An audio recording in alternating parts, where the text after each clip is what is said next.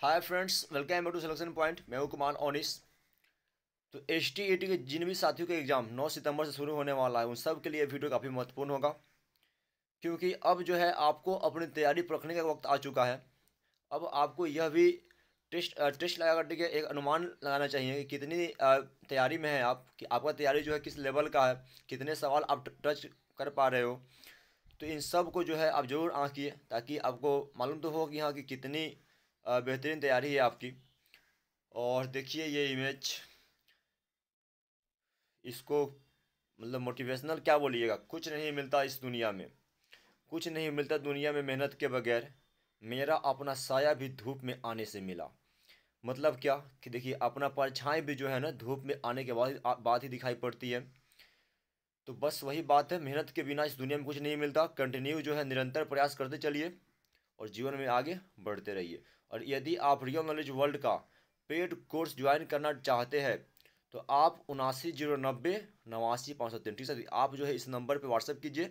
7909090503, अपना नाम और जिला का नाम और अपना सब्जेक्ट लिख करके यहाँ से आपको अपने आप रिस्पॉन्स मिल जाएगा। हाँ, कि पेमेंट कैसे करना है, ठीक है, किस माध्यम से करना है। और ठीक, कोर्स का फी है मात्र 299 रुपये। क्लियर। जो भी असाइनमेंट्स मिलेंगे आपको सभी प्रिंटेबल होंगे। और यदि आप पढ़ गए तो आपकी रिजल्ट जो है बिल्कुल कंफर्म हो जाएगी। यदि पढ़ पाओ तो आप जो है इस कोर्स को बाय जरूर कीजिए। यदि पढ़ सकते हो तो इस कोर्स को जरूर लीजिए। पढ़ लीजिएगा तो कंफर्म आपकी एक सीट पक्की हो जाएगी।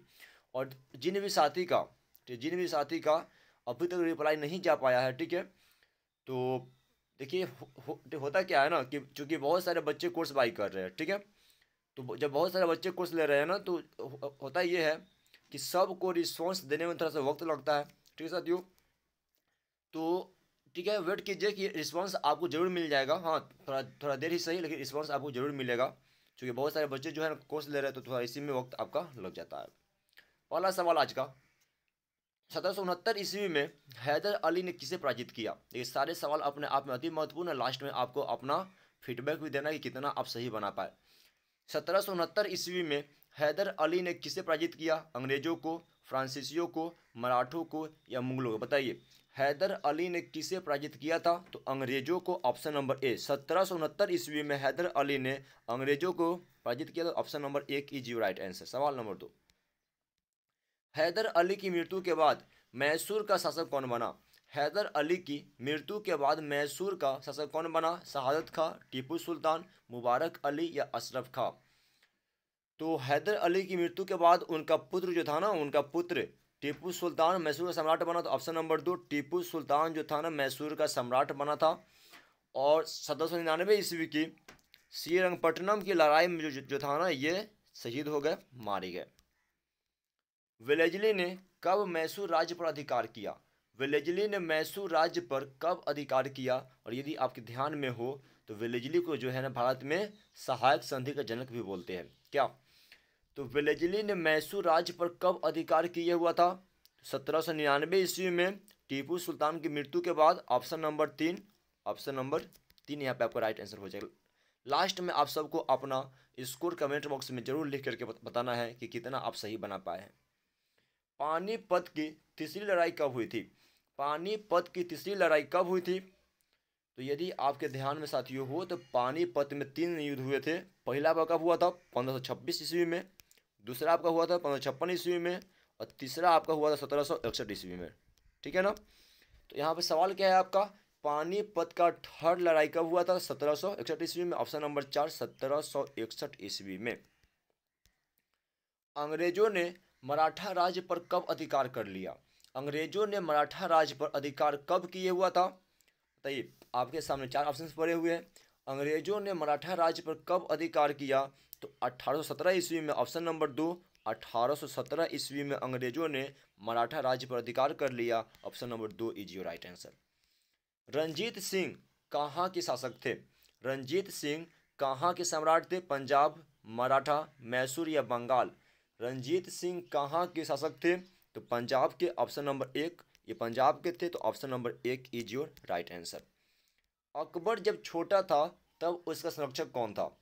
ये सवाल घुमा फिरा कर ये कहा कि अकबर का, ठीक है, बचपन में उसका संरक्षक कौन था। बचपन में अकबर का बॉडीगार्ड उसका संरक्षक कौन था? हेमू, फैजी, अबुल फजल या बैरम खां?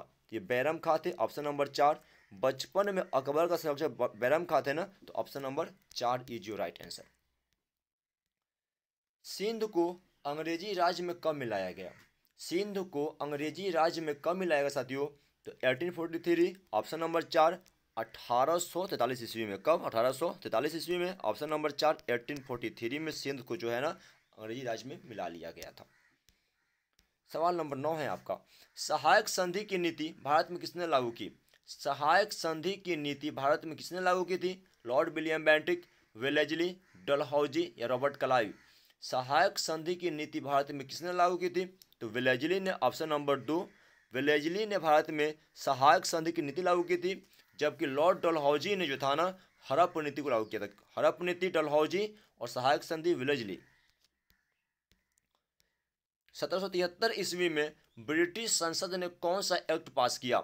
1773 ईस्वी में ब्रिटिश संसद ने कौन सा एक्ट पास किया? Regulating act, Pitt's India act, Bharat अधिनियम या इंडिया एक्ट?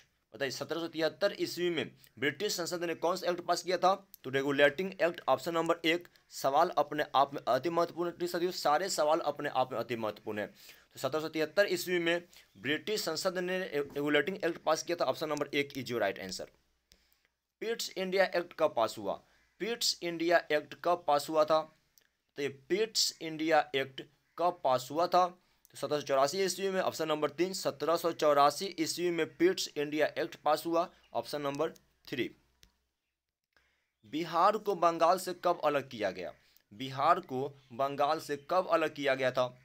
बताइए, बिहार को बंगाल से कब अलग किया गया? तो 1912 ईस्वी में, ऑप्शन नंबर 1। 1912 ईस्वी में बिहार को बंगाल से अलग किया गया था, और 1936 ईस्वी में उड़ीसा को भी बिहार से अलग किया गया।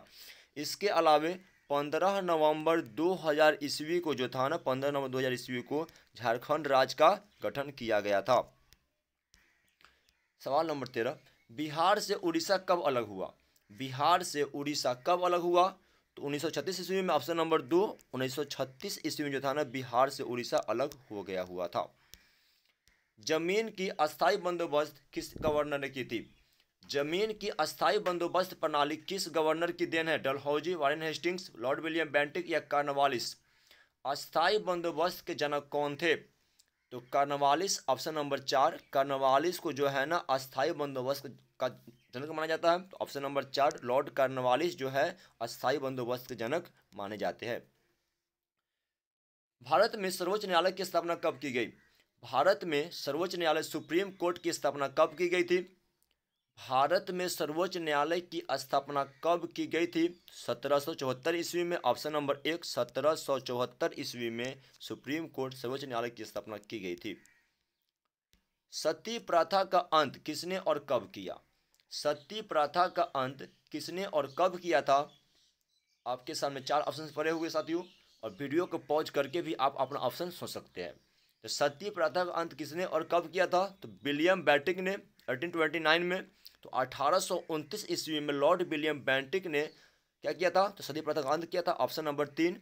सती प्रथा का अंत 1829 ईस्वी में लॉर्ड विलियम बेंटिक ने किया था, और इस काम में इनका सहयोग राजा राम मोहन राय ने किया था। किसने? राजा राम मोहन राय ने। एक और सवाल है, विधवा पुनर्विवाह अधिनियम कब पास हुआ? तो 1856, 1856 ईस्वी में।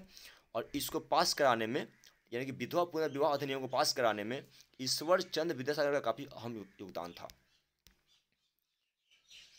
सवाल नंबर 17 है आपका, 1855-56 ईस्वी में अंग्रेजों के विरुद्ध किसने विद्रोह किया था? 1855-56 ईस्वी में अंग्रेजों के विरुद्ध किसने विद्रोह किया था? संथाल, आदिवासी, मुंडा, किसान या व्यापारियों ने?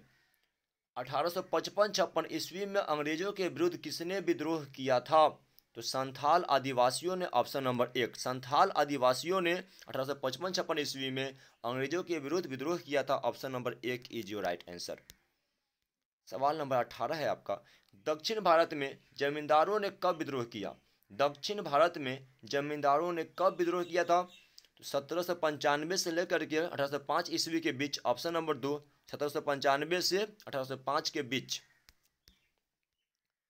भारतीय सैनिकों द्वारा सरकार के विरुद्ध प्रथम विद्रोह कब किया गया? भारतीय सैनिकों द्वारा सरकार के विरुद्ध प्रथम विद्रोह कब किया गया था? 1764 ईस्वी में। और यदि आपको ध्यान हो तो इस वर्ष क्या हुआ था आपका? बक्सर का युद्ध भी हुआ था। तो 1764 ईस्वी में होता ना, 1764 ईस्वी में भारतीय सैनिकों द्वारा सरकार के विरुद्ध प्रथम विद्रोह किया गया था। और यदि सवाल आ जाए कि सिपाही विद्रोह कब हुआ था, सिपाही विद्रोह कब हुआ था साथियों, तो 1857 ईस्वी में। ये भी काफी महत्वपूर्ण है, आप याद रखेंगे।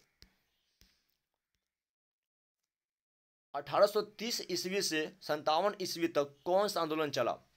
1830 ईस्वी से लेकर के 1857 ईस्वी तक कौन सा आंदोलन चलाया गया था? सिपाही विद्रोह, मुंडा विद्रोह, किसान विद्रोह या वहाबी आंदोलन? इसका राइट आंसर क्या आ जाएगा? तो वहाबी आंदोलन, ऑप्शन नंबर 4, जो कि 1830 से 57 में चला हुआ था। Option number 4 is your right answer. 1857 ईस्वी के सिपाही विद्रोह को हम क्या मानते हैं? 1857 ईस्वी के सिपाही विद्रोह को हम क्या मानते हैं? आंदोलन या प्रथम स्वतंत्रता संग्राम, विद्रोह या लड़ाई? तो इसको जो है ना हम लोग प्रथम स्वतंत्रता संग्राम बोलते हैं। ऑप्शन नंबर 2 1857 1857 ईस्वी के सिपाही विद्रोह को जो है ना इंडिया में, भारतीय इतिहास में प्रथम स्वतंत्रता संग्राम की संज्ञा दी गई है। Option number 2 is your right answer. 1857 ईस्वी का प्रथम स्वतंत्रता संग्राम कहाँ से प्रारंभ हुआ था? बिहार, महाराष्ट्र, उत्तर प्रदेश या उड़ीसा? यदि आपको ध्यान में हो तो यह उत्तर प्रदेश के मेरठ से शुरू हुआ था। ऑप्शन नंबर 3 उत्तर प्रदेश के मेरठ से शुरू हुआ था। 1857 ईस्वी के विद्रोह का तत्कालीन कारण क्या था? 1857 ईस्वी के विद्रोह का तत्कालीन कारण क्या था? देखिए कारण तो बहुत सारे थे, लेकिन तत्कालीन कारण क्या था? तो गाय और सुअर की चर्बी वाला कारतूस, ऑप्शन नंबर 1। ठीक है, गाय और सुअर की चर्बी वाला कारतूस के कारण ही 1857 में सिपाही विद्रोह हुआ। ठीक है, हालांकि इसके वेतन तो हालांकि इसके कारण तो बहुत सारे थे, लेकिन तत्कालीन कारण आपका यही था। कानपुर में विद्रोहियों का नेतृत्व किसने किया था? कानपुर में विद्रोहियों का नेतृत्व किसने किया था? लक्ष्मीबाई, तात्या टोपे, वीर कुंवर सिंह, नाना साहब? बताइए 1857 के क्रांति में कानपुर में विद्रोहियों का नेतृत्व किसने किया साथियों? ये तो नाना साहब ने। ऑप्शन नंबर 4 नाना साहब ने ही कानपुर में विद्रोहियों का नेतृत्व किया था। तो option number 4 is your right answer. 1857 ईस्वी के विद्रोह में बिहार का नेतृत्व किसने किया? 1857 ईस्वी के विद्रोह में बिहार का नेतृत्व किसने किया था? तो बाबू वीर कुंवर सिंह ने, जो कि आरा के जगदीशपुर के जमींदार थे। Option number 3। तो 1857 ईस्वी के विद्रोह में बिहार का नेतृत्व बाबू वीर कुंवर सिंह ने किया था। Option number 3 is your right answer. सवाल नंबर 26, झांसी में विद्रोहियों का नेतृत्व किसने किया था? झांसी में विद्रोहियों का नेतृत्व किसने किया था? लक्ष्मीबाई, तात्या टोपे, वीर कुंवर सिंह या नाना साहब? तो झांसी की रानी लक्ष्मीबाई, ये किसको नहीं याद हो साथियों? क्या ऑप्शन नंबर 1 लक्ष्मीबाई ने, झांसी में रानी लक्ष्मीबाई। तो option number 1 is your right answer. Awadh में विद्रोह का नेतृत्व किसने किया था? अवध में विद्रोह का नेतृत्व किसने किया था? लक्ष्मीबाई, तात्या टोपे, बेगम हजरत महल या कुंवर सिंह? तो अवध, जिसको मतलब हम लोग अब लखनऊ भी बोलते हैं, तो अवध में बताइए कौन था? बेगम हजरत महल। ऑप्शन नंबर 3 अवध में बेगम हजरत महल। 1857 ईस्वी में विद्रोह के विफल होने का सर्वप्रमुख कारण क्या था? यानी सवाल आपका ये हो गया कि 1857 ईस्वी के विफल होने का, ठीक है, इस क्रांति के विफल होने का सबसे प्रमुख कारण क्या था? साधनों की कमी, नेताओं में संगठन और एकता का अभाव, जनता का सहयोग नहीं मिलना या सभी राजाओं का सहयोग नहीं मिलना? तो नेताओं में संगठन और एकता का अभाव जो था ना 57 की क्रांति के असफल होने का प्रमुख कारण था। तो option number 2 is your right answer, नेताओं में संगठन और एकता का अभाव। 1857 ईस्वी का विद्रोह किस प्रकार का था? बताइए 1857 ईस्वी का विद्रोह किस प्रकार का था? सामंती, राजाओं का विद्रोह, सामूहिक प्रयास, तान्त्रिक विद्रोह? यह विद्रोह किस प्रकार का था? तो सामूहिक प्रयास था। Option number 3। इसमें राजा भी थे, आम लोग भी थे, गरीब मजदूर कारीगर सारे लोग थे। तो ऑप्शन नंबर 3। विद्रोह के बाद विद्रोही कैसी व्यवस्था चाहते थे? विद्रोह के बाद विद्रोही कैसी व्यवस्था चाहते थे? प्रजातंत्र, गणतंत्र, सामंती व्यवस्था या मुगलों के राज की पुनर्स्थापना? तो मुगलों के राज की पुनर्स्थापना ऑप्शन नंबर 4। विद्रोह के बाद विद्रोही मुगलों के राज की पुनर्स्थापना चाहते थे, तो option number 4 is your right answer. Bharat में ईस्ट इंडिया कंपनी का शासन कब समाप्त हुआ? भारत में ईस्ट इंडिया कंपनी का शासन कब समाप्त हुआ था, साथ बता दीजिए आप। भारत में ईस्ट इंडिया कंपनी का शासन कब समाप्त हुआ था? तो 57 की क्रांति के अगले ही वर्ष, ठीक है। कब? तो 1858 ईस्वी में। ऑप्शन नंबर 3, 1858 ईस्वी में ब्रिटिश क्राउन ने ईस्ट इंडिया कंपनी के शासन को समाप्त करके भारत के शासन को डायरेक्ट जो है अपने हाथों में ले लिया। तो ऑप्शन नंबर 3, 1858 ईस्वी। ब्रिटिश संसद का शासन भारत पर कब से प्रारंभ हुआ? ब्रिटिश संसद का शासन जो था ना भारत पर कब से प्रारंभ हुआ था? तो देखिए 57 में क्रांति हुआ, ठीक है ना। 57 में क्या होता था? 1857 ईस्वी में क्रांति हुआ था। इसके अगले ही वर्ष 1858 ईस्वी में ईस्ट इंडिया कंपनी के शासन को समाप्त कर दिया गया। और इसी साल जो था ना 58 में ही ब्रिटिश संसद ने क्या किया कि यहाँ के शासन को अपने हाथों में ले लिया। तो ऑप्शन नंबर 1, 1858 ईस्वी। Option number 1 is your right answer. Bharat में पहला वायसराय कौन था? भारत का पहला वायसराय कौन था? Lord William Bentinck, Dalhousie, Canning या डफरिन? भारत में पहला वायसराय कौन था? तो कैनिंग, ऑप्शन नंबर 3 कैनिंग जो था ना, लॉर्ड कैनिंग भारत में पहला वायसराय था। भारतीय सिविल सर्विस अधिनियम कब बनाया गया? भारतीय सिविल सेवा अधिनियम कब बनाया गया था? तो ये कब आया था? तो 1861 ईस्वी में। ऑप्शन नंबर 2, 1861 ईस्वी में। भारत में रेल सेवा कब प्रारंभ की गई? भारत में रेल सेवा कब प्रारंभ की गई थी? तो 1853 ईस्वी में। ऑप्शन नंबर 4, 1853 ईस्वी में जो था ना भारत में रेल सेवा शुरू की गई थी। Option number 4 is your right answer. सती प्रथा को किसने समाप्त किया? सती प्रथा को किसने समाप्त किया था? Lord William Bentinck, Dalhousie, Canning या डफरिन? तो लॉर्ड विलियम बेंटिक ने ऑप्शन नंबर 1 सती प्रथा को 1829 ईस्वी में लॉर्ड विलियम बेंटिक ने समाप्त किया। और समाप्त कराने में जो था राजा राम मोहन राय का काफी अहम योगदान था। भारत में दास प्रथा का अंत कब हुआ? भारत में दास प्रथा का अंत कब हुआ था? यानी कि भारत में गुलामी का चलन जो है कब बंद हुआ? तो 1863 ईस्वी में। ऑप्शन नंबर 1, 1863 ईस्वी में। भारत में नील और चाय उद्योग पर किनका नियंत्रण था? भारत में नील और चाय उद्योग पर किनका नियंत्रण था? सरकार का, भारत के उद्योगपतियों का, ब्रिटेन के पूंजीपतियों का या जर्मनों का? तो भारत में नील और चाय उद्योग पर किनका नियंत्रण था? तो ब्रिटेन के पूंजीपतियों का। ऑप्शन नंबर 3, चूंकि ये जो है पट्टे पर जमीन लेकर यहाँ पे नीली खेती करवाते थे। Tata iron and steel company TISCO की स्थापना कब हुई थी? Tata iron and steel company TISCO की स्थापना कब हुई थी? तो 1907 ईस्वी में। ऑप्शन नंबर 4, 1907 ईस्वी में जमशेदजी टाटा ने Tata iron and steel company की स्थापना की थी। ऑप्शन नंबर 4, जमशेदजी टाटा द्वारा। भारत में स्थानीय स्वशासन का प्रारंभ किस वायसराय ने किया? भारत में स्थानीय स्वशासन का प्रारंभ किस वायसराय ने किया था? लॉर्ड रिपन, डफरिन, कैनिंग या लॉर्ड कर्जन? बताइए। यानी कि स्थानीय स्वशासन का जनक किसे माना जाता है? भारत में स्थानीय स्वशासन का जनक किसे माना जाता है? देखिए ये काफ़ी ही मतलब समझिए कि अच्छे और मतलब काफ़ी उदारवादी व्यक्ति थे। बताइए कौन थे ये? तो लॉर्ड रिपन, ऑप्शन नंबर 1। देखिए ठीक है साथियों, 1878 में जब आपका वर्नाक्यूलर प्रेस एक्ट आया था ना 1878 ईस्वी में, तो वर्नाक्यूलर प्रेस एक्ट को लॉर्ड लिटल लाया था। और वर्नाक्यूलर प्रेस एक्ट को वापस इसने लिया था, तो लॉर्ड रिपन ने वर्नाक्यूलर प्रेस एक्ट को भी वापस ले लिया। और इनको जो है ना, इनको स्थानीय स्वशासन का जनक भी बोलते हैं। क्या बोलते हैं? स्थानीय स्वशासन का जनक लॉर्ड रिपन। मतलब काफ़ी अच्छे थे, काफ़ी उदारवादी व्यक्ति थे। लॉर्ड विलियम बेंटिक कैसा प्रशासक थे? लॉर्ड विलियम बेंटिक जो थे, देखिए ये कैसे व्यक्ति थे? उदारवादी, निरंकुश, दुष्ट या परंपरावादी?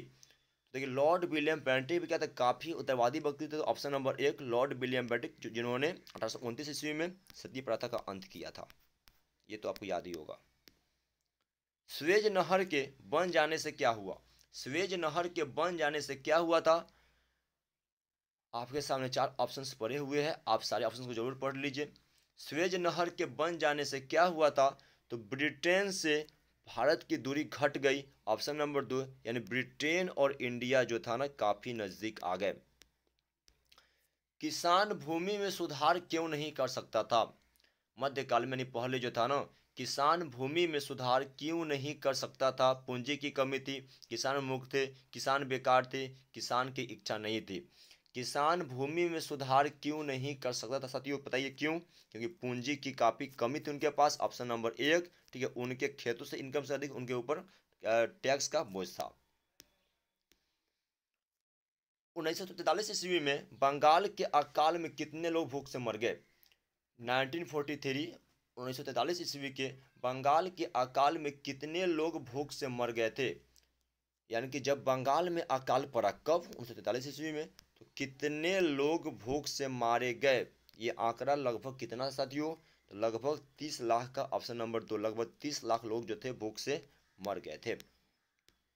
भारत में अंग्रेजों का प्रधान उद्देश्य क्या था? भारत में अंग्रेजों का उद्देश्य क्या था? तो आर्थिक शोषण करना और अपना पूंजी बनाना, ऑप्शन नंबर 3, आर्थिक शोषण करना ही अंग्रेजों का मुख्य उद्देश्य था। अंग्रेजी राज्य में किसानों का शोषण कौन लोग करते थे? अंग्रेजी राज्य में किसानों का शोषण कौन लोग करते थे? जमींदार, सरकार, अधिकारी। सरकार और जमींदार कौन थे ये साथियों? तो सरकार, ऑप्शन नंबर 2। अंग्रेजी राज्य में किसानों का शोषण सरकार करता था, तो option number 2 is your right answer. यातायात और संचार के साधनों में सुधार किसके समय में हुआ?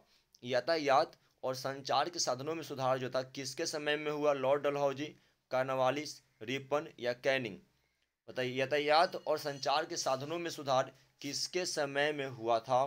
तो लॉर्ड डलहौजी के समय में, ऑप्शन नंबर 1, ठीक है। और इन्हीं के काल में जो था ना भारत में रेल सेवा शुरू की गई थी। सवाल नंबर 48 है आपका, मुंबई में सूती वस्त्र उद्योग की स्थापना कब हुई? मुंबई में सूती वस्त्र उद्योग की स्थापना कब हुई थी?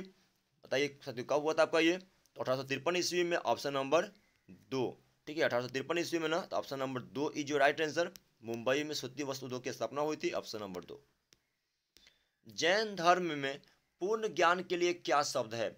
जैन धर्म में पूर्ण ज्ञान के लिए कौन सा शब्द है? रत्न, जीन, कैवल्य या निर्वाण? तो कैवल्य है, ऑप्शन नंबर 3। जैन धर्म में पूर्ण ज्ञान के लिए कैवल्य शब्द है, option number 3 is your right answer.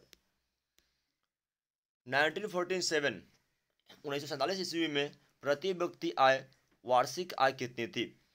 यानी जब देश आज़ाद हुआ तो उस समय 1947 में प्रति व्यक्ति वार्षिक आय देश में कितनी थी?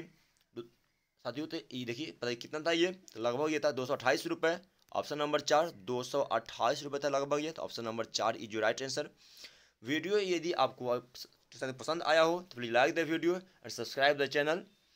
और यदि आप STET का पेड कोर्स ज्वाइन करना चाहते हैं तो आप 7909 89 503, ठीक है सर, इस नंबर पे जो है आप अपना नाम, जिला का नाम और अपना सब्जेक्ट लिख के मैसेज करेंगे और यहाँ से जो है आपको रिस्पांस मिलेगा, फिर आप पेमेंट करेंगे और आपको जो है ऐड कर लिया जाएगा।